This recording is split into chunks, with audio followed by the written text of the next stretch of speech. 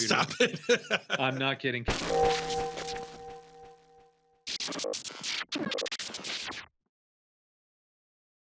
Hey Clayton, I want to tell you something that happened today that kind of made me think, got my mind racing as far as what could a story come out of it. I had a couple of fans talking on my uh, Facebook page, and one's name was Mr. Smallwood, and then once Mr. Smallwood posted something. I just had to say, I'm sorry, in lieu of the fact that you and I just recorded in real time the burlesque episode, Mr. Smallwood is hilarious.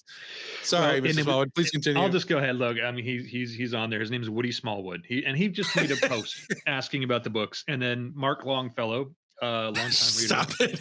I'm not kidding. Came in and he made a comment like, "I've just noticed this original poster's name, and I won't say anything given my own name." But then I thought, Smallwood and Longfellow makes for an interesting title. And I was trying to think of what kind of story, what kind of series, book series, TV series, titled Smallwood and Longfellow would be. I mean, instantly they have to work together in some profession, right? Like it's not going to be lawyers, but it's that sort of thing. You could do a fun detective story on that for sure. But that's played out. What else could you do? Smallwood and Longfellow. Well, my mind instantly went to Private Dicks. So the private investigators. But yeah, Smallwood, Longfellow, you'd need a third name to make it a law firm.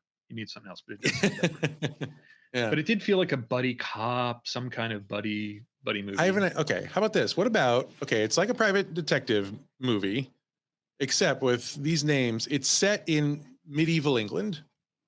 And they are bumbling knights. Because these are definitely British names. And Sir Smallwood and Sir Longfellow. Exactly.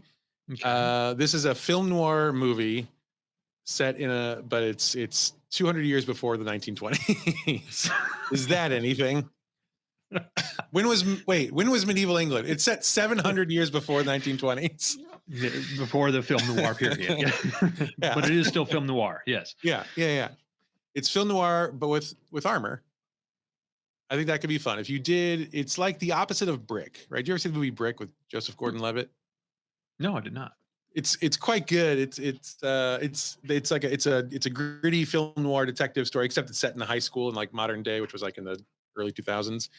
So we do that, but reverse. We do the film noir, except we lean into the noir part and put it in the past, and it's like a black and white, like moody Arthur Knights of the Round Table thing. And maybe it's two knights who are investigating like Lancelot and Galahad or some shit. Like they did something, and they are these like knights who've been trying to get into the Round Table, and now's their chance, and they're banding together to try to expose some of the Knights of the Round Table for some serious shit that went down.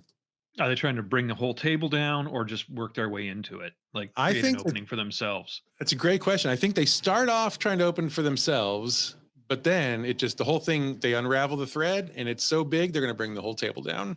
It's just too corrupt to go on. It's just too corrupt to go on. And then it goes straight to the top. Of course, they find themselves, they got to take down Arthur. That is an interesting take on it for sure. Where does Merlin fall in it all? I was going to say, well, it has to be a comedy. So Merlin is our slapstick. Okay. He's not too far removed from the Merlin of Disney's Sword in the Stone. It's very similar, except the owl, Archimedes, also hilarious and not grumpy. Oh, so, yeah. I was going to say more like Iago, but no, if he's definitely still grumpy. Yeah. That is an interesting take. I'm picturing almost a Rosencrantz and Guildenstern kind of approach to a lot of it. Okay. Like it's still with the Knights of the Round Table. We still in that? Well, no, I'm saying yes. I like your story take on it. I'm saying that the tone is kind of So Smallwood and Longfellow aren't the most competent either. Maybe they're a little bumbling themselves. And we take like the most popular like Lancelot story. Maybe it's the story of Excalibur, and this is what they're experiencing. Well, Lancelot and Arthur doing their whatever.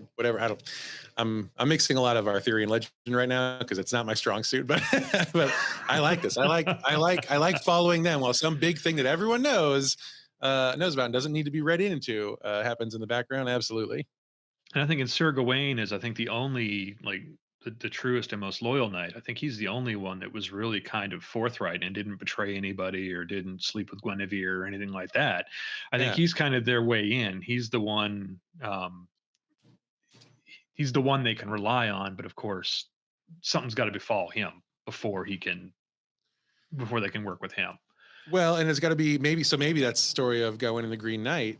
Maybe it's not as we've always heard it.